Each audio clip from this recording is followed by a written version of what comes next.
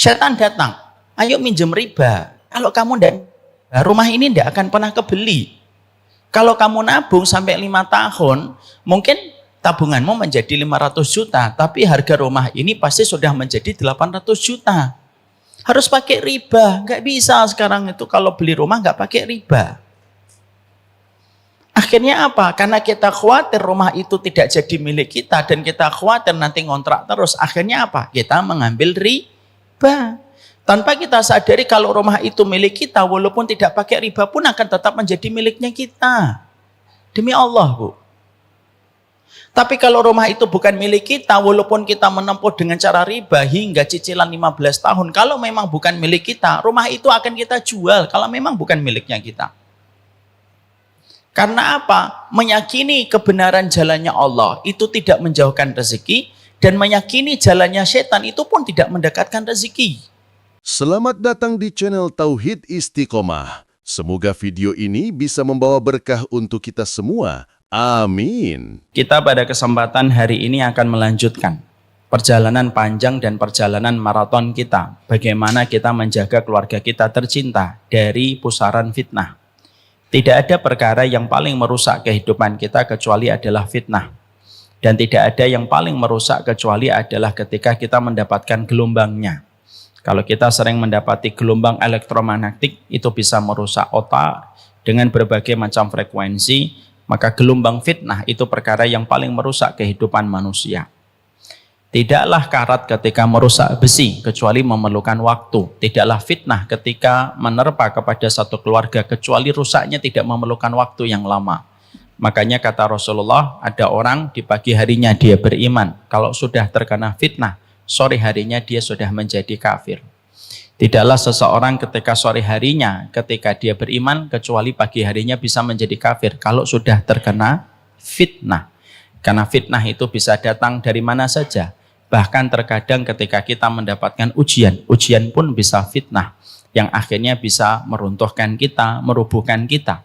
Ketika kita tidak mengerti dan kita tidak paham bagaimana menyikapi setiap fitnah yang ada pada kehidupan kita. Inilah pentingnya kita mencari ilmu, karena sesungguhnya tidak ada sikap keimanan yang paling utama kecuali adalah bagaimana kita menjaga dari fitnah di dalam perjalanan kita dan keluarga yang kita cintai. Kita kemarin pada pertemuan yang terakhir kita membahas salah satu di antara identifikasi keluarga pada zaman fitnah itu apa? Tidaklah keluarga itu ketika pada zaman fitnah, kecuali mayoritas setiap keluarga begitu menggampangkan ketika mereka mencari rezeki. Dan ketika mereka begitu gampang mendapatkan harta, sehingga mereka tidak pernah pedulikan dari mana harta itu didapatkan, bagaimana statusnya di sisi Allah, dan bagaimana tingkat keharaman dan tingkat syubhat pada harta yang dia dapatkan. Padahal kita paham, tidak ada perkara yang paling merusak keberkahan antara suami istri, antara seorang bapak dengan seorang anak, kecuali ketika seseorang begitu gampang membuka pintu kantongnya dan pintu rumahnya dengan harta yang haram. Inilah yang menjadikan kita kemarin membahas intinya sunnah itu 3. Yang pertama menjaga niat, yang kedua menjaga ilmu, dan yang ketiga menjaga dari harta-harta yang syubhat. Makanya kalau ada orang ngaji sekian puluh tahun tetapi pekerjaannya masih banyak bersinggungan dengan yang haram, maka sebagian ulama mengatakan ngajinya gagal. Kalau ada orang mengatakan saya ngaji sudah lama Ustaz 15 tahun tapi pekerjaannya masih semi-semi syubhat, berarti ngajinya kurang memberikan kepadanya berkah. Maka kalau kita berkah ngajinya, kita berkah kajiannya, maka intinya 3. Hati-hati selalu berbicara masalah niat, hati-hati di dalam membicarakan setiap dalil yang menjadi landasan ibadah, dan yang ketiga hati-hati ketika membicarakan masalah harta. Karena masalah harta itu masalah besar. Selama kita selalu menjaga bagaimana urusan harta kita, insya Allah kita masih mendapatkan pertolongan. Tidaklah satu keluarga ketika di dalamnya masih ada harta yang halal, maka Allah memberikan pertolongan dan Allah memberikan perlindungan. Kalaupun mereka masih suka bermaksiat, satu waktu mereka diselamatkan oleh Allah. Tapi kalau satu keluarga sudah memasukkan harta yang haram, satu persatu hukuman akan Allah berikan, dan hukuman itu terkadang lebih cepat dari apa yang dia bayangkan. Kaedahnya simpel. Harta itu kalau diambil dengan cara yang halal, hisabnya panjang. Dan harta itu ketika diambil dengan cara yang haram, maka adabnya sangatlah pedih. Mendapatkan harta 1 juta tapi bersih dari syubhat, bersih dari haram, itu jauh lebih baik daripada kita mendapatkan 1 miliar tetapi penuh dengan syubhat dan penuh dengan yang haram. Mendapatkan 1 miliar dengan harta yang sangat halal, itu lebih baik daripada mendapatkan 100 juta tetapi tidak halal.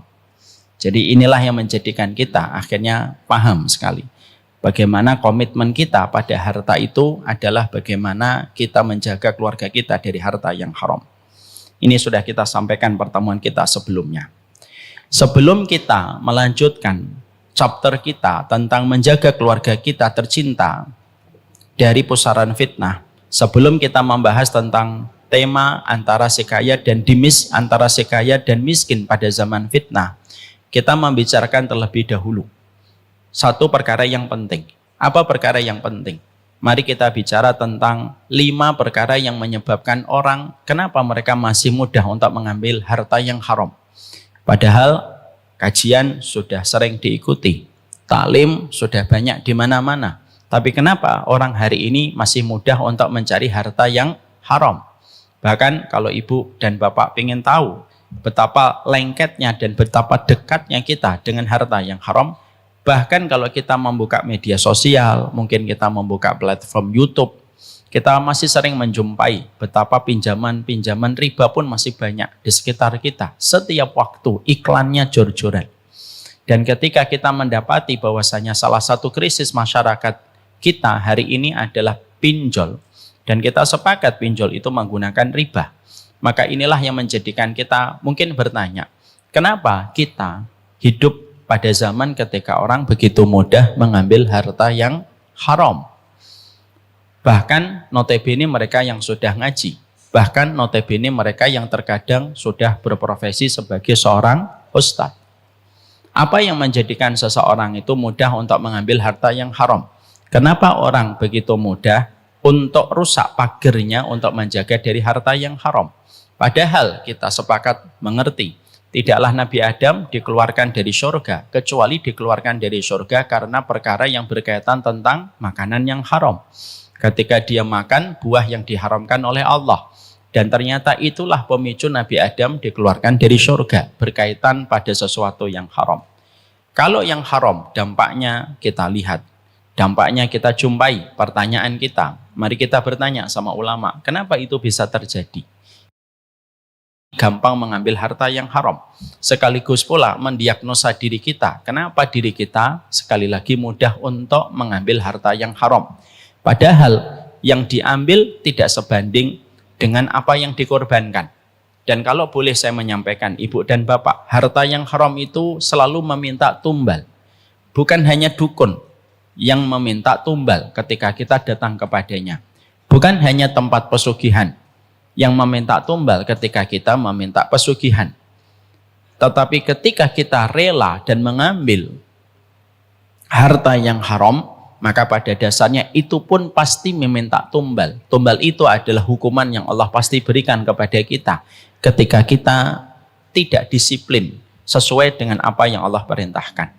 Saya mengulang kembali satu kisah, mungkin ibu-ibu pernah ada yang mendengar, saya ulang kembali kisah sederhana. Gimana kita mendapati ada seorang suami istri, sudah ngaji, kemana-mana ngaji, pakai motor. Motornya apa Ustadz? Tidak penting, bukan menjadi tema pembahasan kita. Maka kemana-mana beliau naik motor. Maka akhirnya mereka sudah sering ngaji, sampai akhirnya mereka memiliki bisnis roti. Tetapi rotinya tidak berkembang, rotinya mungkin tidak melejit, begitu-begitu saja, walaupun kadarnya sudah bisa memberikan kecukupan kepada keluarga kecil ini.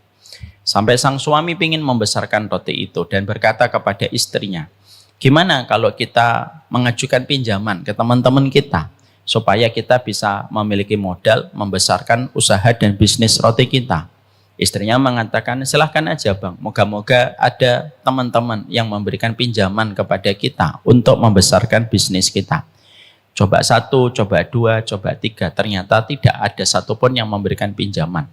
Ingat ya Bapak dan Ibu, kalau kita ingin untuk melakukan sebuah kebaikan, selalu ujiannya itu Ada. Kadang-kadang setiap kita ingin berlaku yang benar, Allah memberikan kepada kita kesulitan supaya Allah mengetahui kadar kejujuran kita kepada Allah. Maka ketika tidak mendapatkan pinjaman, akhirnya sang suami berkata, tidak ada yang minjemin kita. Ini kalau kita begini-begini saja nanti tidak besar.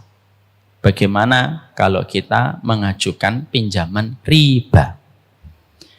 Pada saat itu sang istri mengatakan, bang, kita kan sudah ngaji, kita sudah belajar, kita sudah paham bagaimana riba itu sendiri. Tapi karena suami terus memberikan narasi, suaminya mengatakan, tidak apa-apa pinjam riba, nanti setelah kita cukup, nanti kita bertaubat. Kita perbanyak untuk sedekah, kita perbanyak untuk membantu program-program dakwah. Mereka lupa dengan hadis Nabi. Apa hadisnya? Innallaha thayyibun wa la yaqbalu illa thayyiban. Allah itu baik dan tidak pernah menerima kecuali yang baik. Harta yang disedekahkan dari harta riba tidak diterima sama Allah. Akhirnya karena terus-terusan suami memberikan narasi, lama-lama akhirnya seorang istri lemah. Lemahnya perempuan itu di mata atau di telinga? Di telinga. Perempuan itu lemahnya mata atau telinga? Telinga. Perempuan. Laki-laki lemahnya di mana? Mata. Perempuan itu lemahnya dua, Bu. Telinga sama mulutnya. Makanya kalau nangis nutupin mulut. Kalau laki-laki nangis nutupin mata. Maka karena perempuan itu lemah di telinga, dia terus mendapatkan narasi. Akhirnya sang istri berkata, ya sudahlah bang, pinjam saja. Akhirnya singkat ceritanya mereka meminjam riba. Usahanya besar. Yang mereka asalnya rajin kajian sudah mulai jarang datang ke kajian. Usahanya semakin besar, suaminya sering terlambat sholat dan justru terkadang malah tidak sholat di masjid atas nama kesibukan mengurus bisnisnya.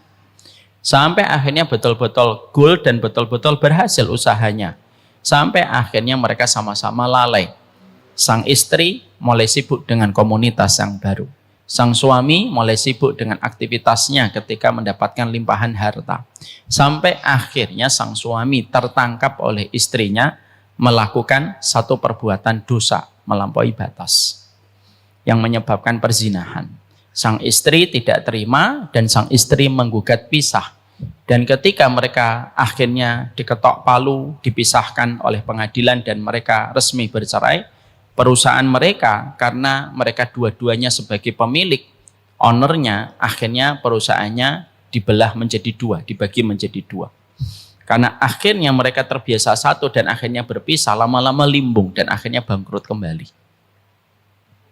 Apa pelajaran yang didapatkan? Pelajaran yang didapatkan pada peristiwa yang cukup viral ini, maka beliau menuliskan kisah nyata ini sembari beliau menuliskan sebuah kalimat. Disitulah kami tahu, kami sudah ngerti ilmunya, kami sudah paham tentang ribanya, tetapi kami tetap nekat mengambil riba itu. Tidak ada yang salah kecuali diri kami sendiri ketika kami berani melawan berperang dengan Allah, dan inilah yang kami dapatkan. Disitulah kita memahami harta haram antara yang kita peroleh dengan apa yang kita dapatkan itu tidak sebanding. Maka inilah yang menjadikan kita ingin tahu apa yang disampaikan oleh para ulama. Kenapa manusia, kenapa terkadang kita masih begitu sulit diuji dengan masalah harta.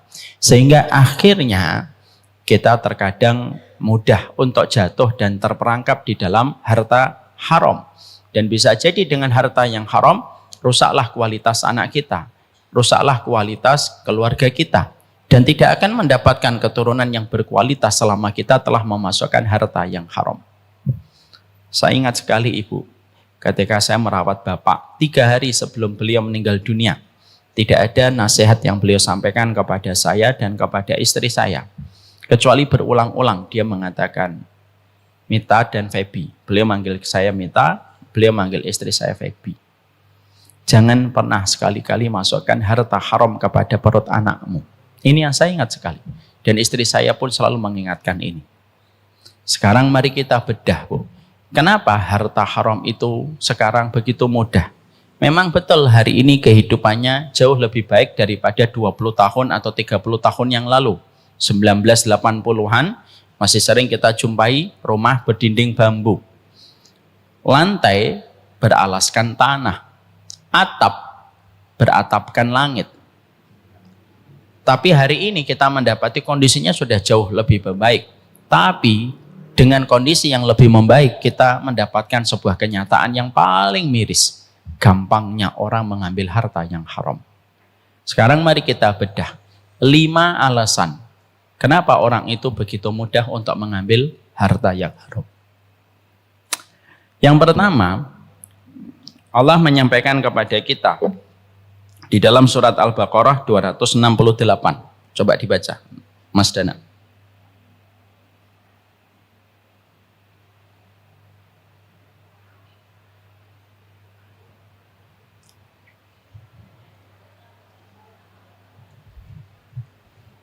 Al-Baqarah 268.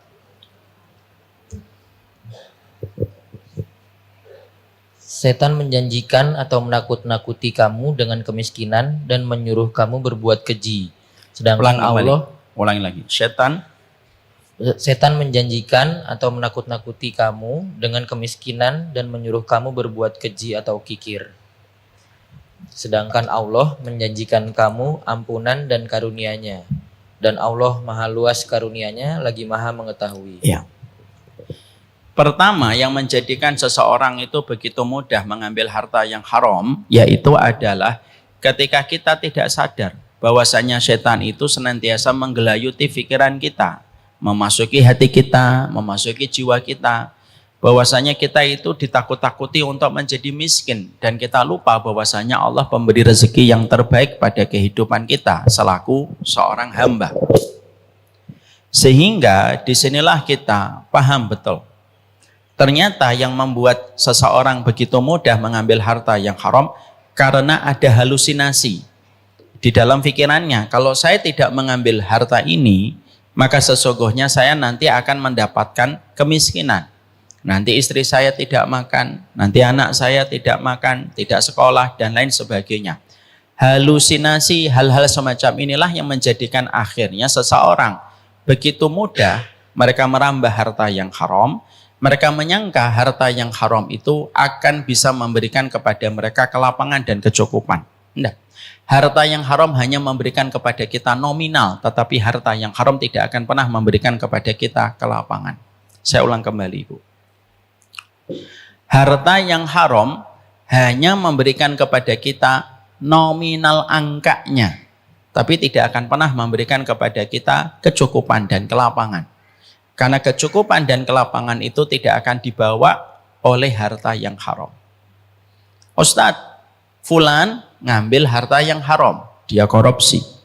Bukankah rekeningnya menjadi 2,7 triliun atau 271 triliun? Iya, angka nominalnya 271 triliun. Tapi kecukupan dan kelapangan tentunya tidak akan dia diperoleh.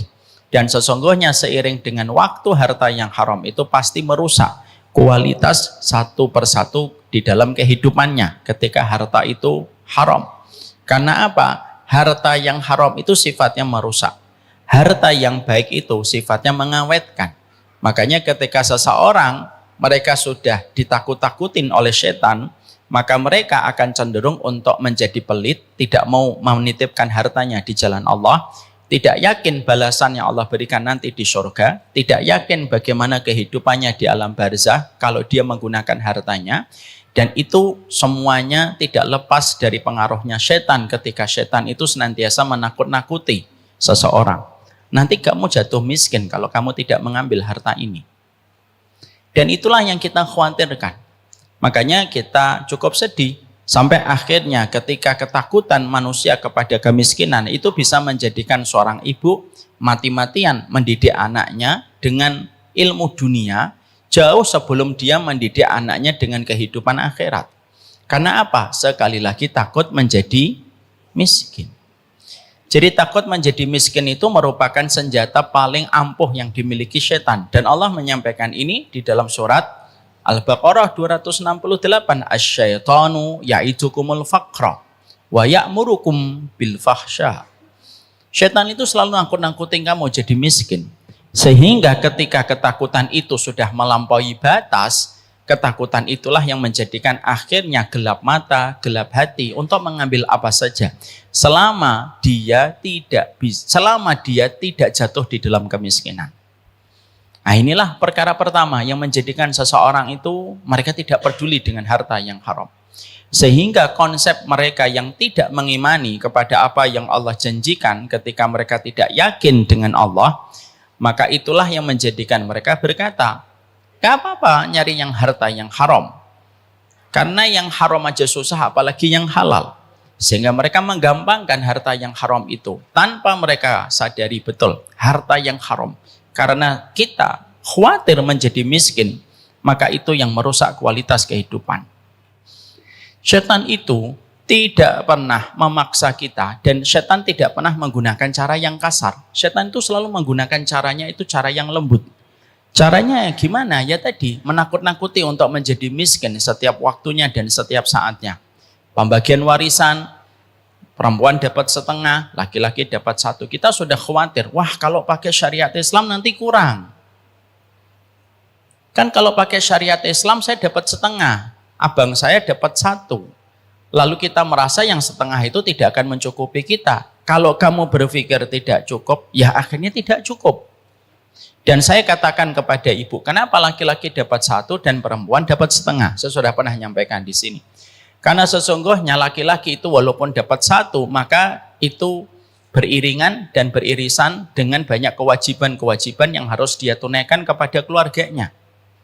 Memang laki-laki misalnya dengan ilustrasi dapat 1 miliar, betul, dia dapat 1 miliar. Tapi kan istrinya mendapatkan hak dari apa yang didapatkan sama suaminya kan? Bang, iya. Dapat 1 miliar bang. Iya. Ingat ya janji-janji manismu kepadaku.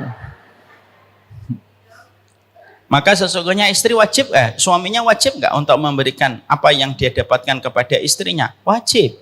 Anak-anaknya ketika sekolah mintanya kepada mamahnya atau kepada bapaknya? Bapaknya. 1 miliar itu dikurang-kurangi, paling-paling tinggal 1/4 bagi dia. Mungkin 3/4-nya dibagi untuk yang lain. Memang dapat 1, itu pun karena Allah memberikan kepadanya banyak kewajiban. Tapi kalau ibu dapatnya setengah, kami dapatnya cuma 500 juta Ustadz. Betul, tapi itu kan miliknya ibu sendiri dan itu utuh. Dan ibu tidak ada kewajiban memberi kepada suami. Kalau suaminya ngomong, mah, iya. Dapat warisan ya mah? Iya dong.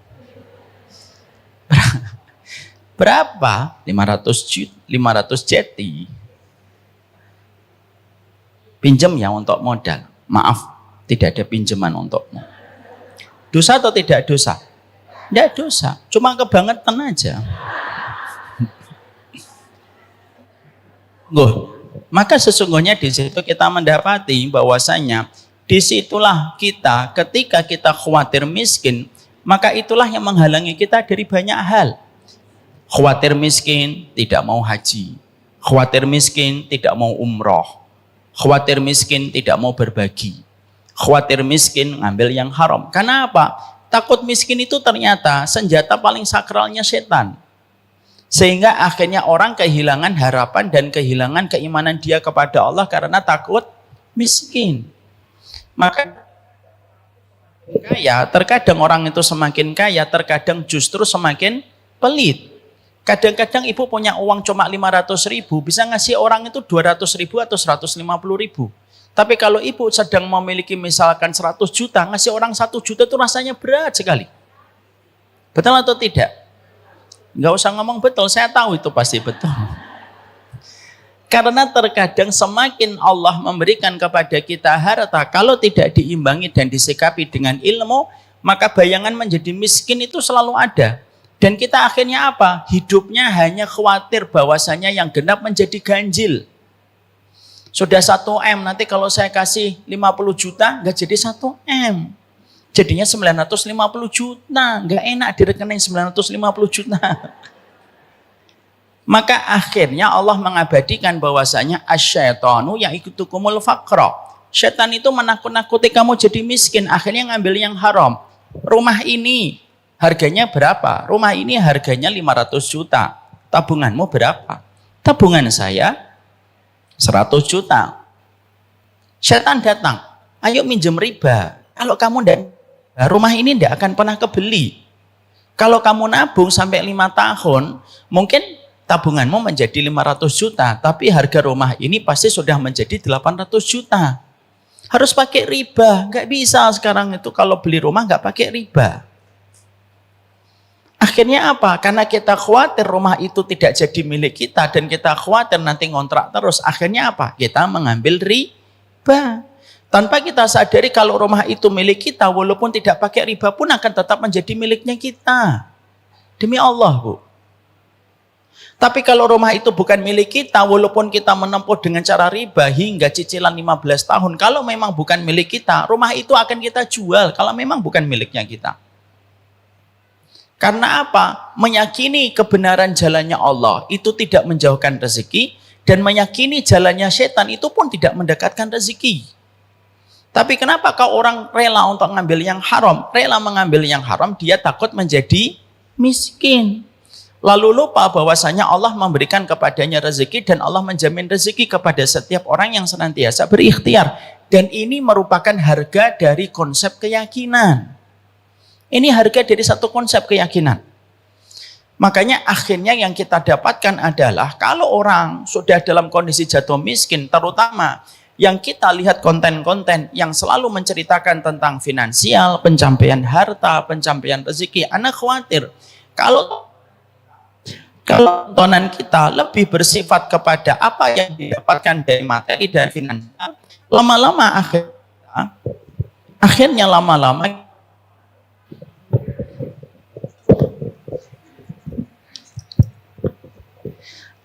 lama-lama kita terpengaruh, dan ketika kita khawatir menjadi miskin, itulah yang menjadikan kita akhirnya mengambil harta yang haram. Kekayaan dan kemiskinan itu tidak boleh mempengaruhi kita, Bu. Dan ini juga kepada Ustadz. Ingatkan Ustadz jangan terpengaruh oleh kekayaan dan kemiskinan di dalam kita memberikan ilmu dan memberikan kajian. Sama pula kalau kita memperlakukan anak kita tidak boleh dipengaruhi oleh kekayaan dan kemiskinan. Kalau anak kita kaya, kita cintai dengan segenap hati. Karena sekali dia transfer, itu cukup untuk kita 2 tahun. Tapi kalau ada anak kita, ternyata ditakdirkan belum memiliki kekayaan ketika masih kemiskinan gitu, dan jarang transfer, itu janganlah kita alihkan, janganlah kita benci dia hanya karena dia tidak mendapatkan kekayaan. Karena apa? Janganlah kekayaan dan kemiskinan itu mempengaruhi cara kita bermuamalah. Kalau kita khawatir menjadi miskin, itulah pangkal dari semua kerusakan. Pangkal dari semua kerusakan itu khawatir menjadi miskin. Akhirnya kalau kita khawatir menjadi miskin, akhirnya penyakit yang paling dekat apa? Yang paling dekat itu bakhil. Padahal bakhil itu merusak. Bakhil itu menjadikan kita semakin melekat dengan dunia, dan semakin melekat dengan dunia semakin sulit untuk mendapatkan nasihat kebaikan. Dan Allah akan memberikan kepada kita hukuman. Hukuman Allah tidak selalu dengan banjir bandang. Hukuman Allah itu tidak selalu dengan tsunami. Hukuman Allah tidak selalu dengan gempa. Kadang-kadang hukuman dari Allah itu apa? Kamu diberikan harta yang banyak, tapi harta yang banyak itu semakin menjadikan kamu gandrung dengan dunia, bermaksiat kepada Allah menjadi semakin sering, tetapi kamu tidak memberikan kontribusi untuk memberikan manfaat kepada orang di sekitar kamu. Dan itu pun termasuk hukuman dari Allah. Makanya kita buka di dalam surat Al-An'am 44. Tolong dibaca. Al-An'am 44. Dicari di Google biar cepat.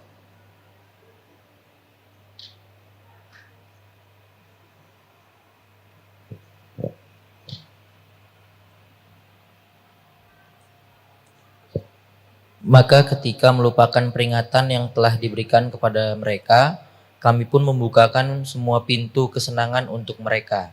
Sehingga ketika mereka bergembira dengan apa yang telah diberikan kepada mereka, kami siksa mereka secara tiba-tiba. Maka ketika itu mereka terdiam putus asa. Tuh. Allah menyampaikan kepada kita, falamma nasu ma dzukiru bihi fatahna alaihim abwaaba kulli syai'in. Kalau kami dapati manusia itu sudah lupa, tidak peduli halal dan haram, tidak peduli tentang syariat, Justru orang yang terkadang tidak peduli tentang halal dan haram itu biasanya nggak miskin. Dikayakan oleh Allah. Dan Allah sudah menyampaikan itu secara jelas, gamblang. Bagaimana Allah memberikan narasi untuk menjadikan kita bisa membaca. Kalau manusia sudah lupa dengan syariat, tidak peduli dengan halal, tidak peduli dengan haram, tidak peduli dengan keimanan hari akhir, fatahna alaihim abwaba kulli syai'in, maka kami akan bukakan pintu-pintu kesenangan duniawi untuk mereka.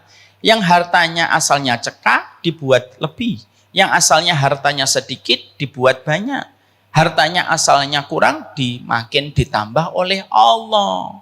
Dan itu yang Allah sampaikan. Fatahna alaihim abwaba kulli syai'in hatta idza farihu bima utu akhadnahum baghtatan fa idahum mublisun. Kalau mereka sudah bersenang-senang di harta-harta yang kami bukakan untuk mereka, ketika mereka takut miskin, mereka akhirnya melabrak setiap apapun yang diharamkan oleh Allah. Pada saat itulah ketika bersenang-senang, matilah mereka, dan ketika mati mereka mempertanggungjawabkan semuanya di hadapan Allah. Itu yang kita khawatirkan. Kaya itu tidak aib, miskin tidak otomatis menjadikan kita mulia.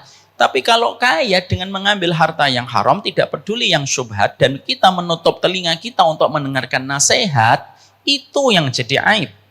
Islam tidak pernah mengharamkan kita untuk menjadi kaya. Nanti kita akan bahas, setelah membahas 5 poin ini, kita akan bahas antara si kaya dan si miskin. Tapi kalau kekayaan itu hanya menjadikan kita akhirnya mengumpulkan apa saja, tanpa kita pedulikan kebersihan dari harta yang kita peroleh, maka itulah yang menjadikan kita paham rusaknya keluarga kita itu dimulai dari harta yang haram. Kalau ada laki-laki yang bisa berzina, itu biasanya ada kaitannya dengan harta yang haram. Kalau ada seorang perempuan, anak seseorang yang dia mudah dizinai sama orang, padahal perempuannya cantik, anaknya cantik, pinter, tapi kenapa kok mudah dizinai sama laki-laki? Itu mungkin ada kaitannya dengan harta yang haram. Harta yang haram dan minuman yang haram, ibu dan bapak, kalau sudah masuk ke dalam lambung, fungsi dari harta itu akan melambe-lambe kepada kemaksiatan. Dia akan melambe-lambe kepada kemaksiatan.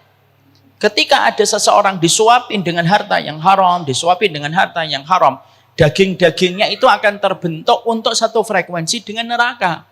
Kalau dia satu frekuensi dengan neraka, apa yang menjadi frekuensi neraka itu? Zina, khamar, tidak punya empati, sadis, brutal, ngebully, itu semuanya dari harta yang haram. Karena itu sifatnya neraka.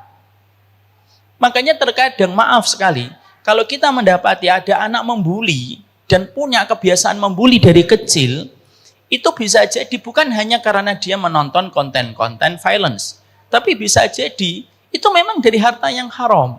Jadi yang harta yang haram yang kita berikan kepada istri dan harta yang haram yang kita berikan kepada anak membentuk daging nabata. Nabata itu membentuk daging yang menjadi tumbuh satu frekuensi dengan neraka. Dan itu yang paling mengerikan. Pernah nggak kita mikir, ada kenapa ya perempuan cantik begitu mudah dizinai? Ada perempuan cantik itu seakan-akan maaf. Harganya seorang wanita itu adalah pada kehormatannya. Perempuan dilihat masa lalunya, laki-laki dilihat masa depannya. Itu sudah kaidah kehidupan, tidak bisa diapa-apakan itu. Tapi kenapa kita kadang-kadang menjumpai ada artis diberikan oleh Allah fisik yang menawan, wajah yang rupawan, tapi mudah berzina. Mudah berzina dia dengan siapapun. Karena harta yang haram. Karena fitrahnya manusia itu tidak ada yang mau berzina. Kenapa? Fitrahnya perempuan itu kalau dia mengenal zina itu dia benci. Kenapa? Karena dia yang paling dirugikan. Karena akan terjadi sebuah catatan masa lalu yang tidak baik. Kenapa ada perempuan akhirnya mudah berzina? Karena daging-daging yang membentuk pada dirinya itu dari harta yang haram. Akhirnya dia ketika mendapatkan frekuensi-frekuensi yang mengarah kepada neraka, telinganya lebih sensitif. Pikirannya lebih sensitif kepada neraka dan panggilan-panggilan neraka. Membuli itu frekuensi neraka. Zina itu frekuensi neraka. Dan itu yang kita dapatkan. Makanya kenapa kita harus berkata kepada diri kita sebagai laki-laki dan kita berkata kepada suaminya. Kepada suaminya, Bang, tolong jaga harta kita dari yang haram. Sekalinya kamu membawa harta haram karena kamu takut miskin, maka anak kita yang jadi korban. Anak kita jadi tidak punya proteksi kepada dirinya sendiri. Kalau dia tidak punya proteksi karena seluruh yang dia makan ini harta yang haram dan Allah tinggalkan. Kalau Allah sudah tinggalkan, siapa yang menyambar seorang hamba kalau sudah ditinggalkan oleh Allah? Kalau ada seorang anak sudah ditinggalkan oleh Allah karena telinganya, tangannya, kakinya, semuanya itu terinput dari harta yang haram, ditinggalkan oleh Allah karena Allah tidak pernah menyapa orang yang mereka itu memiliki keharaman dalam dirinya. Yang menyambarnya siapa kalau bukan setan kalau Allah sudah meninggalkan? Kaidah kehidupan itu simpel, Ibu dan Bapak. Kalau kita nggak dijaga sama Allah, pasti disambar sama setan. Coba kita lihat, kalau nggak dzikir, pasti ujungnya scrolling. Loh, saya nggak ngomong ibu. Saya ngomongnya di sana. Tapi yang di sana pindahan dari sini. Itu kaidah kehidupan tuh begitu. Makanya inilah yang menjadikan kita, kenapa pada zaman fitnah penjagaan kita itu terletak pada harta yang haram, cukuplah kita disebut sebagai umatnya Nabi itu ketika tidak makan harta yang haram. Dan setan kenapa begitu mudah memperdaya kita untuk makan harta yang haram? Karena setan mempermudah kita untuk makan yang haram karena bayang-bayang jadi miskin. Kita memang khawatir kalau miskinnya kita itu ngerepotin orang. Tapi kalau miskinnya kita menjaga marwah keimanan, bisa jadi yang miskin inilah yang Allah berikan banyak kebaikan di hari akhirat. Yang kita khawatirkan bukan miskinnya, yang kita khawatirkan bukan kayanya. Tapi kita tidak paham maknanya terhadap kemiskinan dan kekayaan yang Allah berikan kepada kita. Kita meminta kepada Allah supaya anak kita diberikan kecukupan, minta sama Allah. Tapi yang paling penting membangun basic kepada dirinya bagaimana kalau tiba-tiba angin kehidupan tidak berpihak kepadanya. Saya tuh pingin sekali ngajarin anak saya. Makanya ngajarin anak saya itu sama istri, walaupun masih jauh dari kata sempurna. Kita ngajarin jangan beli barang kecuali sudah rusak ya nak. Kenapa sih Bi? Karena Bi punya rezeki. Iya, Bi punya rezeki. Supaya kamu paham caranya menyikapi kehidupan kalau anginnya tidak bertiup kepadamu di masa mendatang. Kalau akhirnya anak kita tahu bagaimana cara mereka bersahabat dengan keterbatasan, anak kita baik-baik saja. Tapi kalau anak kita tidak paham bagaimana bersahabat dengan kekayaan dan kemiskinan dengan caranya Allah, itu merusak itu. Itulah kenapa hari ini banyak perempuan rela operasi plastik, pamer di podcast, bahkan bagian sensitif dari tubuhnya pun dia ceritakan tanpa dia merasa risih. Fitrah mana ini? Yang hilang itu fitrah mana? Saya pernah menjumpai ada seorang yang menceritakan operasi plastiknya, itu tanpa dia malu sama sekali. Bukan hanya pada face-nya, tapi bagian sensitif dari tubuhnya pun dia ceritakan mengalami operasi plastik. Lalu dia tanpa merasa memiliki perasaan malu. Padahal fitrah ini merupakan basic dalam kehidupan seorang wanita. Tapi itulah setan. Asyaitanu ya'idukumul faqra. Setan itu menakut-nakuti kamu menjadi miskin. Lah perempuan semacam ini yang sudah membalut tubuhnya dengan berbagai macam supaya dia bisa mendapatkan kekayaan dan lelaki kaya. Lah sekalian nanti dia didolimi. Nangis di depan publik. Ya enggak salah nangis di depan orang juga enggak salah. Tapi kenapa sih kalau kamu memang sudah memproklamirkan tentang zina, kenapa kamu harus nangis dengan zinamu di depan orang? Ada orang bangga dengan zinanya, tapi ketika dia mendapatkan sesuatu dari hasil zinanya dia nangis. Kan nggak adil buat kita sebagai rakyat. Paham maksud saya? Paham maksud saya? Orang yang sudah memproklamirkan zina, lalu dia mendapatkan hasil dari zinanya, lalu dia nangis, itu menurut saya tidak adil. Berarti dia tidak konsisten dengan apa yang dilakukan. Kecuali ada perempuan baik-baik yang mereka melakukan perkara itu dan akhirnya mereka mendapatkan penipuan atau mendapatkan kekerasan. Itu beda perkara. Semua kita harus memberikan empati. Tapi itulah kenyataan yang hari ini terjadi. Makanya ngeri hari ini. Ngeri sekali. Ada orang di sawer pun bisa memproklamirkan apa yang dia dapatkan dari saweran. Makanya akhirnya membentengi anak kita bahwasanya konsep rezeki yang benar itu kayak apa itu penting. Saya sama anak saya nomor 2 itu saya sampaikan mana profesi yang boleh dan mana profesi yang tidak boleh. Ya. Saya sampaikan Bang, ini profesi yang boleh ya, ini profesi yang tidak boleh. Tertarik apapun kamu dengan profesi ini, Abi tidak ridho kamu mengambil profesi ini. Kalau profesi ini silahkan, apapun selain dari profesi ini silahkan. Yang dilarang selalu lebih sedikit daripada yang dihalalkan. Kita diharamkan dari khamr, yang dihalalkan lebih banyak. Ini bukan berarti ini khamr ya, ini kopi. Yang diharamkan alkohol, yang boleh apa? Es jeruk, es teh. Yang di sini nggak ada es jeruk, nggak ada es teh. Yang diperbolehkan selalu lebih banyak. Maka disitulah kita akhirnya memahami kenapa orang ngambil harta yang haram. Maka itu berdasarkan kepada surat Al-Baqarah 268, jatuh miskin. Ibu-ibu, saya minta tolong banget, ibu-ibu itu partnernya kami, para dai. Karena yang menyampaikan ilmu pertama kali itu ibu-ibu sebelum bapaknya. Sampaikan kepada anak-anak kita, nak, miskin dan kaya itu takdir dari Allah. Yang penting kamu tetap berusaha. Kamu berikhtiar, apakah nanti nasibnya kamu sama kayak bapakmu, kaya raya? Ibu juga tidak bisa menjamin. Tapi kalau kamu miskin tetapi kamu menjaga untuk tidak meminta-minta, itu mulia. Kalaupun kamu menjadi kaya tetapi kamu bersyukur, itu juga mulia. Tapi apapun kehidupan yang nanti kamu akan dapatkan ketika angin tidak bertiup kepada hidupmu, kalau angin tidak bertiup kepada hidupmu, jangan marah sama Allah. Loh, hari ini Gen Z, Bu. Saya mendapati Gen Z itu banyak yang marah sama orang tuanya gara-gara orang tuanya cuma tukang ojol. Pernah dapetin videonya? Ada seorang anak perempuan marah-marah sama bapaknya gara-gara bapaknya cuma tukang ojol. Naudzubillah min dzalik. Ada yang marah-marah karena bapaknya tukang sapu di pinggir jalan. Itu yang kita harus sampaikan. Makanya kita harus memegang. Kita harus ngelawan sebuah narasi dan sebuah tayangan yang dibuat oleh setan. Setan itu nakut-nakutin kamu jadi miskin. Kita terlalu lama ngelihat kekayaan orang, Bu. Lama-lama kita jadi benci miskin. Ibu lihat tiap waktu. Artis ini beli Ferrari. Artis ini punya rumah di sini. Artis ini punya rumah di planet ini. Artis ini punya rumah di sini. Itu ngerusak itu. Beneran ngerusak itu. Bukan rusak kontennya, enggak. Ngerusak untuk kitanya. Kenapa? Akhirnya ketika kita melihat itu terus menerus, akhirnya kita benci miskin. Ada nggak artis yang mereka memperlihatkan kemiskinannya? Nggak ada, Bu. Tayangan itu nggak ada. Kita janganlah sampai ketika pada zaman hari ini ketika muncul dengan berbagai macam tayangan dan konten, pilihlah konten yang betul-betul bermanfaat untuk kita. Ini konten bagus untuk saya, ambil. Konten ini tidak bagus untuk kita, cukup. Ada orang kaya yang menampilkan, ada orang kaya yang memperlihatkan bagaimana dia memiliki kontribusi untuk orang di sekitarnya. Ambil, tidak apa-apa itu.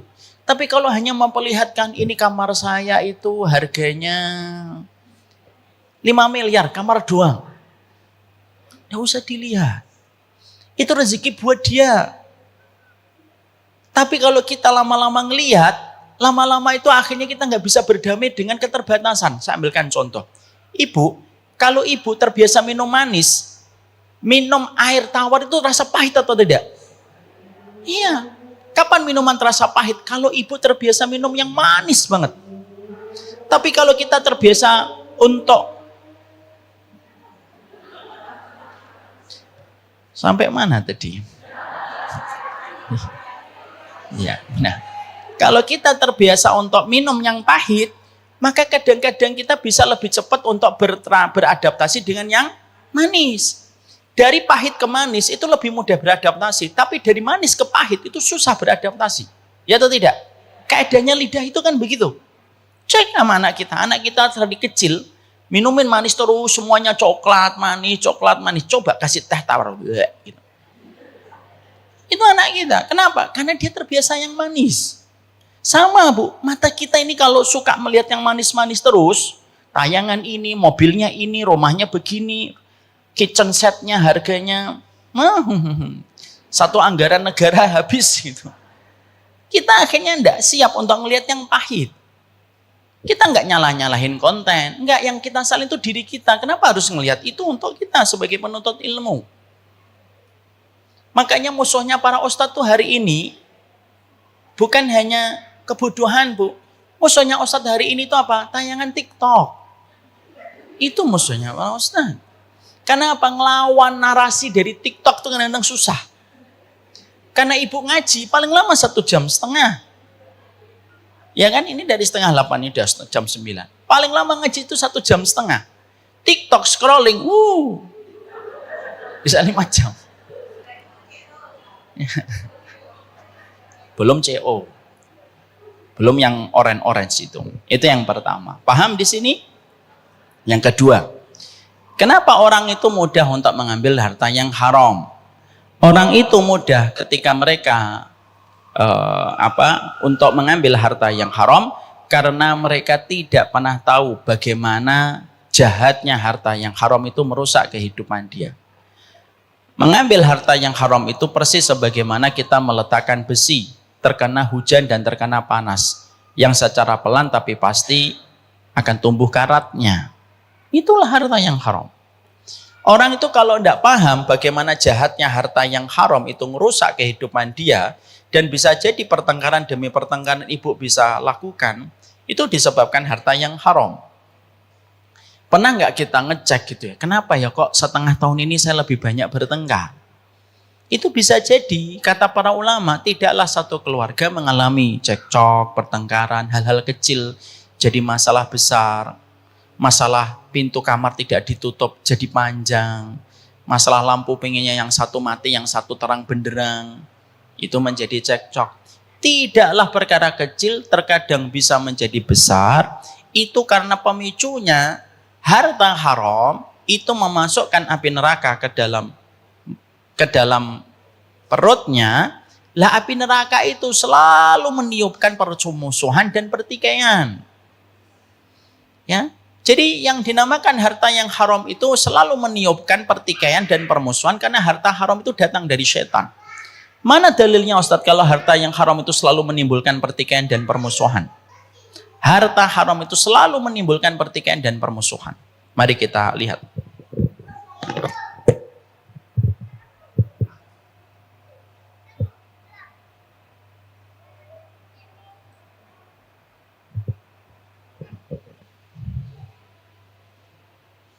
Kita lihat di dalam surat Al-Maidah ayat 91.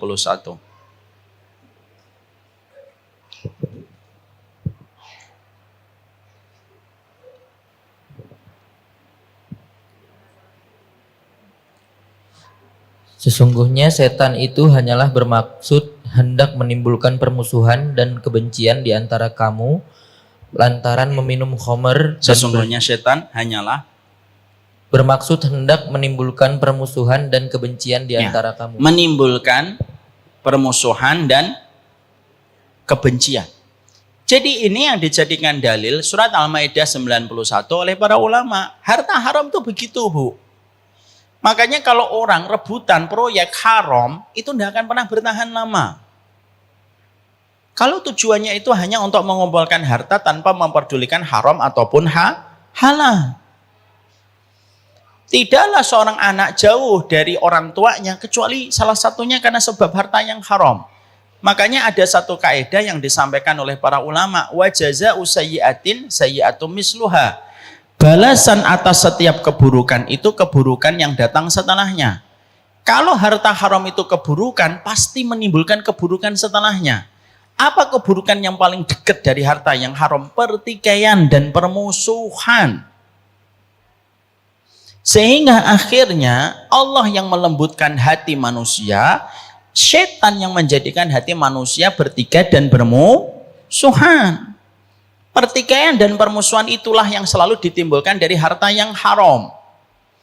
Makanya akhirnya sering kita jumpai, kenapa banyak orang, anak-anak, kita sering menjumpai di kasus-kasus realita hari ini, baik itu di sosial media ataupun di dalam kenyataan yang kita jumpai. Banyak orang kaya raya mentreat anaknya dengan banyak sekali fasilitas-fasilitas mewah, tapi ternyata bondingnya dengan orang tua itu lemah sekali. Bisa jadi itu harta yang haram. Saya pernah mendapati kisah nyata sekitar 2 pekan yang lalu, ada seorang ibu-ibu cerita dia punya teman. Temannya ini punya anak perempuan, anak perempuannya itu diletakkan di Swiss, Bu. dari SD, SMP, SMA, kuliah di Swiss. Tapi setelah orang tuanya itu mulai renta dan dia sudah selesai kuliah di Swiss, lalu kerja dan kerjanya di Indonesia, baru aja pulang setahun 2 tahun, dia langsung menempatkan orang tuanya itu di panti jompo. Ketika ditanya, loh kamu kok tempatkan orang tuamu di panti jompo gitu? Iya, enggak apa-apa. Toh saya juga nggak pernah bareng sama dia kok selama ini. Kan saya selama ini dari kecil sampai besar di Swiss. Kenapa dia begitu tega dan tidak memiliki empati? Karena harta haram itu mengikis empati. Allah sampaikan ini dalam surat Al-Maidah 91, Al-Baghdha, Al-Adawatu wal-Baghdha, yaitu adalah menimbulkan permusuhan dan kebencian. Makanya tadi saya menyampaikan kan di poin yang pertama, bisa jadi seseorang itu jatuh dalam perzinahan, itu kasusnya itu ada kaitannya dengan harta yang haram. Itulah ngerusaknya harta yang haram yang kedua. Kenapa orang itu mengambil harta yang haram? Dia tidak tahu betapa dahsyatnya harta yang haram itu merusak keberkahan di dalam hidupnya. Yang ketiga, kenapa harta haram itu mudah untuk didapatkan? Kalau hati sudah tidak bersyukur, kalau kita sudah tidak bersyukur dan menetapkan standar kebahagiaan kita berdasarkan angka nominal, kalau kita sudah tidak bersyukur, maka pasti kita akan senantiasa merasa kekurangan. Kalau sudah merasa kurang, maka berapapun harta itu akan diambil supaya bisa menutupi rasa khawatirnya terhadap kekurangan. Tidak syukurnya manusia terhadap apa yang Allah berikan kepadanya, itulah yang menjadikan dia terus mengambil harta yang haram, harta yang haram, harta yang haram. Dan harta yang haram tidak akan pernah memberikan kepada kita kecukupan. Yang keempat, kenapa orang itu mengambil harta yang haram? Karena dia tidak mendapatkan support system yang baik. Istrinya tidak pernah menasehati, anaknya tidak pernah memberikan masukan. Bahkan istrinya yang selalu merongrong supaya suaminya itu bisa mendapatkan harta sebanyak mungkin. Sehingga akhirnya suami itu gelap mata. Kenapa? Karena sekalinya dia pulang tidak membawa harta yang halal, maka pasti istrinya itu membuka front pertempuran.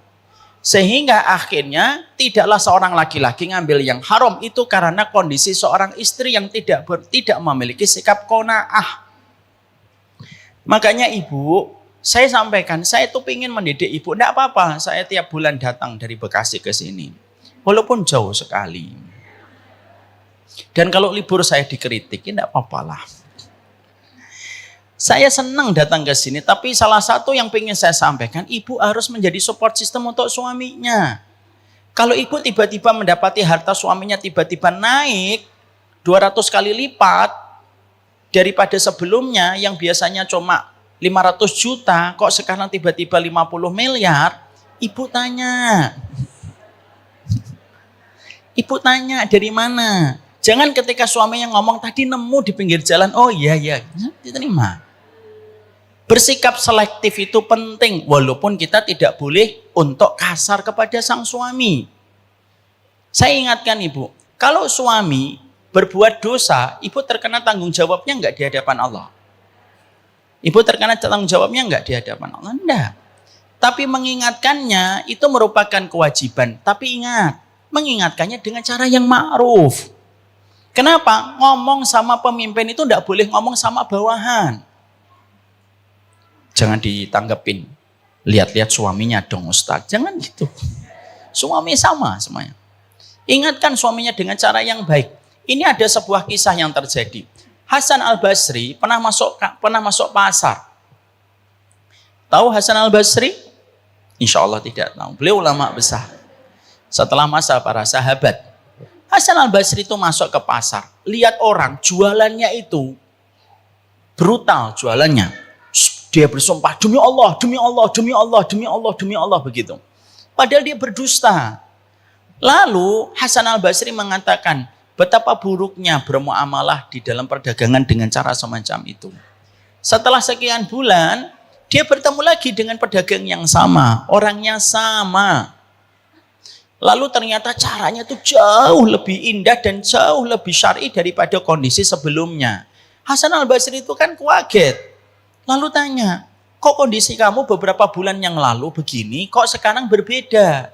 Apa yang menjadikan kamu berubah dan kamu hati-hati sekali ketika kamu berdagang hari ini yang aku jumpai? Perhatikan jawaban dari pedagang ini dan ini memberikan kepada kita sebuah insight. Iya, beberapa waktu yang lalu aku mendapatkan istri saya, selalu dia mengingatkan tentang nominal sebelum aku berangkat. Dan tidaklah yang pertama kali dicek olehnya ketika aku pulang kecuali berapa harta yang aku bawa pulang. Karena dia selalu memperdulikan nominal, maka itulah yang membuatku membabi buta untuk mencari rezeki supaya aku tidak berkonfrontasi dengan istriku. Lalu akhirnya istriku diwafatkan oleh Allah. Mungkin dia juga bersyukur kali itu. Ini tambahan dari saya. Maka diwafatkan oleh Allah, bercanda. Maka diwafatkan oleh Allah, menikah kembali dengan seorang perempuan. Yang kedua ini jauh lebih baik daripada yang pertama. Dan tidaklah dia melepas suaminya kecuali dengan mengatakan bertakwalah kamu kepada Allah. Dan tidaklah dia menyambut suaminya kecuali dia mengatakan pertama kali setiap suaminya pulang itu apa? Kami sabar kalau kami lapar, tapi kami tidak sabar kalau kamu membawa api neraka pulang ke dalam rumah. Nanti ngomong gitu Bu ke suaminya. Nanti kalau ibu ngomong kayak gitu langsung diginikan sama suaminya. Tapi perkataan para istri dulu yang bagus sekali, makanya anak-anaknya berkualitas. Apa perkataan mereka? Nasbir alal ju' wala nasbir alan nar. Itu perkataan paling indah yang pernah keluar dari mulutnya perempuan-perempuan terdahulu. Kami sabar mas kalau kami lapar, tapi kami nggak sabar kalau kamu itu membawa api neraka untuk keluarga kita. Karena ketika kita bersabar dengan keterbatasan, mungkin gajinya cuma UMR 5 juta sampai 6 juta. Tapi kalaupun gaji kita cuma 5 juta ataupun 6 juta UMR, tapi itu bersih dan halal, itu akan menjadi benih-benih yang menumbuhkan buah-buah manis di kehidupan masa mendatang. Mungkin cuma 5 juta, tapi anaknya cinta sama ibu. Mungkin cuma 5 juta, tapi bagaimana sang suami terhindar dan terselamatkan dari zina berkali-kali ketika dia digoda oleh perempuan di tempat kantornya. Karena terkadang yang kita lihat itu bukan nominalnya, tapi efek dari nominal itu ketika halal. Yang kita lihat bukan nominalnya yang banyak, tapi efek dari nominal yang banyak itu ketika didapatkan dari cara yang haram. Ini bukan berarti nanti kita suudon sama orang kaya loh Bu. Setiap ada orang kaya, pasti syubhatnya banyak ini ya. Jangan gitu. Sekali lagi banyak orang masuk surga karena kekayaan. Nanti kita akan bahas, mana yang lebih utama, miskin yang sabar atau kaya yang bersyukur? Pikir dulu kalau ditanya. Jawab aja langsung. Kalau saya tanya, mana yang lebih utama? Kaya yang bersyukur, mana dalilnya? Nanti kita jawab. Tapi disitulah kita memahami poin yang keempat. Kenapa orang banyak mengambil harta yang haram? Karena sesungguhnya ketika mereka mengambil harta yang haram, karena support sistemnya itu nggak mereka peroleh. Jadilah support sistem terbaik untuk suaminya. Itu yang keempat. Yang kelima, yang terakhir. Kenapa orang itu ngambil harta yang haram? Lemah imannya kepada kematian. Kalau orang sudah lemah imannya kepada kematian, maka dia tidak peduli. Selama dia bisa membangun istana di muka bumi, maka itu yang lebih penting daripada memikirkan kehidupannya di bawah tanah. Kita sering memikirkan kehidupan yang enak di atas tanah, tetapi lupa memikirkan kehidupan yang enak di bawah tanah. Jangan membabi buta mendapatkan dunia sampai cara yang haram. Karena ketika mati, semuanya itu hanya menjadi mimpi. Kata Umar bin Khattab, kamu nyari mati-matian, nyari dunia dengan cara yang haram, itu kayak kamu menggenggamnya di waktu kamu bermimpi. Setelah kamu mati, hartamu dari timur ke barat tidak ada satupun yang ada di telapak tangan ketika kita sudah di bawah tanah. Itu yang kita harus ingat. Makanya kematian itu nasihat si kaya. Ambil yang halal, supaya kekayaanmu tidak menjadi adab untukmu di kuburan. Kematian itu menjadi nasihat untuk si miskin. Kenapa?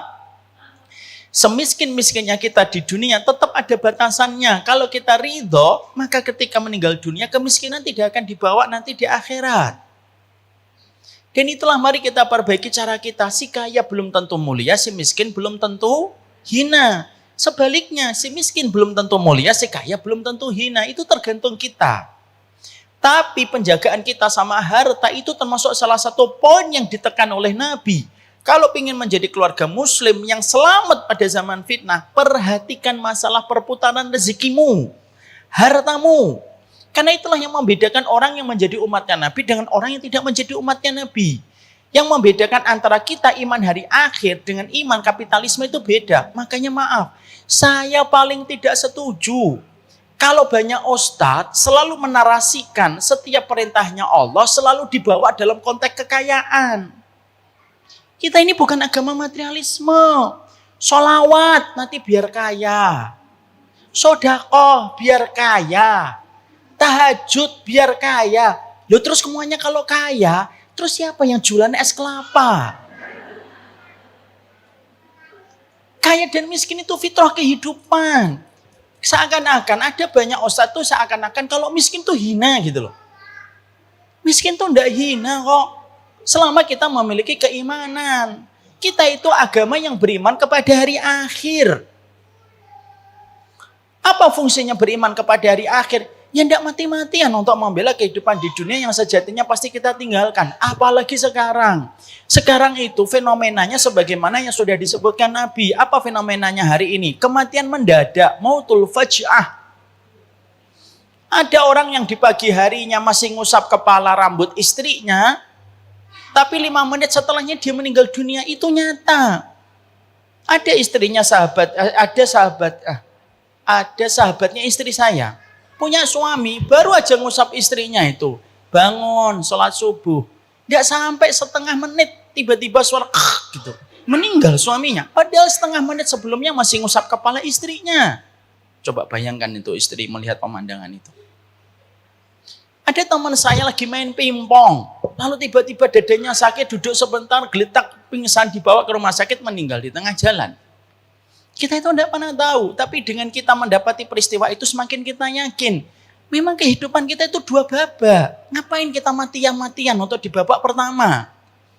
Dunia itu hanyalah sebagaimana ketika kita memasukkan telunjuk kita ke lautan. Yang menempel di telunjuk kita itulah dunia. Kalau kamu dapat, ya enggak usah sombong. Kan cuma setetes. Kalau kamu enggak dapat, ya enggak usah sedih. Kan cuma setetes. Dan kalaupun kita akhirnya melakukan ibadah, jangan untuk ngejar kaya. Jangan ngejar kaya ibadah itu. Tahajudlah karena kamu butuh tahajudmu itu bisa menyelamatkan kamu dari api neraka. Duhalah kalian karena sesungguhnya sedekah kita dengan duha itu bisa mendekatkan kita dengan surga. Jangan duha karena kaya, tahajud karena kaya, sedekah karena kaya. Loh yang tersisa untuk kehidupan akhirat itu terus apa kalau semuanya kita kejar untuk dunia semuanya? Semua itu tergantung niat. Kalau niat kita untuk dunia, ya semuanya nanti hanya untuk dunia. Maka bisa jadi kita khawatir nanti ketika di akhirat kita tanya, tahajud saya mana ya Allah? Lah tahajud kamu kan untuk kekayaan. Duha saya mana ya Allah? Lah duha kamu kan untuk kekayaan. Kejarlah akhirat dengan amalan-amalan ibadah. Pasti dunianya kita dijamin oleh Allah. Makanya kan berulang-ulang saya sering ambilkan contoh kan. Ibu kalau bisa membeli Alphard, bisa membeli Ayla atau tidak? Bisa. Alphard harganya 1,2 M. Ayla itu harganya cuma 200 M. Apalagi yang mobil listrik 170 juta. Tapi orang yang membeli Ayla bisa nggak membeli mobil Alphard? Belum tentu. Surga kita itu kayak Alphard. Ayla itu kayak dunianya kita. Kejarlah yang paling tinggi dulu, pasti dunianya diberesin oleh Allah. Semua itu tergantung niat dan Allah berinteraksi kita dengan niat. Jangan mati-matian untuk dunia yang sejatinya pasti kita tinggalkan. Kata Umar bin Khattab, kamu ngejar dunia siang, pagi, dan malam, ketika mati, itu sebagaimana kamu itu bermimpi. Dan mimpi itu tidak lagi membekas di akhirat. Apakah orang, pernah ditanyakan ke ulama, apakah orang itu nanti ingat berapa rekening yang dia tinggalkan ketika sudah mati? Tidak ingat, dia cuma ingat dulu dia lapang hartanya. Tapi dia tidak akan ingat tasnya apa aja, mobilnya apa aja. sertifikatnya berapa itu tidak akan ingat. Yang pasti dia ingat itu yang paling penting kalau sudah mati. Apa yang paling penting? Amal solihnya, itu yang paling dia ingat pertama kali. Kalau kita di dunia sekarang kan enggak, kebalikan. Yang paling kita ingat berapa? Rekeningnya, mutasinya, kredit dan debitnya. Tapi amal kita sering lupa. Nanti ketika orang itu mati, yang paling diingat itu amal solihnya yang kurang di mana saja. Ya Allah, taklimnya, coba saya lebih lama taklimnya, coba saya lebih lama dzikirnya, saya coba lebih lama tilawahnya, itu yang paling diingat. Rekening terakhir ketika dia meninggal dunia, kata para ulama dia tidak akan ingat. Kenapa? Guncangan kematian menjadikan dia lupa tentang semua urusan dunia. Kenapa? Dia sibuk memikirkan yang paling penting. Orang itu kalau berhadapan dengan sesuatu yang paling menegangkan, yang paling dia ingat itu ya tentang dirinya sendiri. Contoh, ada orang naik mobil mau tabrakan. Jarak antara mobilnya dengan mobil yang paling depan itu tinggal sejarak setengah detik. Maka ketika akan tabrakan dan terjadi benturan, yang diingat oleh orang ketika dia mengetahui kondisi itu, yang diingat siapa? Dirinya atau orang lain? Dirinya sendiri. Dia nggak ingat handphonenya merek apa. Dia nggak ingat rumahnya sertifikat luasnya berapa. Nggak ingat. Kenapa? Karena saat itu tidak ada yang paling penting kecuali keselamatan dirinya ketika mau tabrakan. Nah, urusan kematian di alam barzah itu jauh ribuan kali lipat daripada kondisi menegangkan ketika orang mau tabrakan. Sehingga dia tidak ingat apapun. Dan itu jawaban para ulama. Ada nggak orang kalau mati masih ingat berapa rekeningnya, berapa luas meter rumahnya? Tidak akan ingat. Supaya kita paham. Kita hidup pada satu agama yang tidak pernah bosan menasihati kita. Kamu hidup pada dua babak. Dan jangan lupakan babak kedua. Lalu mati-matian mengejar babak yang pertama. Wassallallahu ala nabiyina Muhammad. Maka lain kesempatan pada bulan berikutnya baru kita akan kaji antara si kaya dan si miskin. Mana yang lebih utama? Si miskin yang bersyukur atau si kaya yang bersyukur atau si miskin yang bersabar? Tapi sebelum saya sampaikan itu nanti pada materi kita 1 bulan mendatang, saya cuma sampaikan. Ibu tahu dan Bapak tahu apa seburuk-buruk istidraj? Istidraj itu kan kita paham. Seburuk-buruk istidraj adalah orang ketika miskinnya tidak menjadikan dia taat. Seburuk-buruknya istidraj. Barakallahu fikum, ini yang dapat saya sampaikan. Semoga Allah memberkahi kita. Saya pada kesempatan hari ini mungkin tidak membuka pertanyaan dulu. Semoga Allah menuntun kita kepada apa yang Allah cintai dan apa yang Allah ridhoi.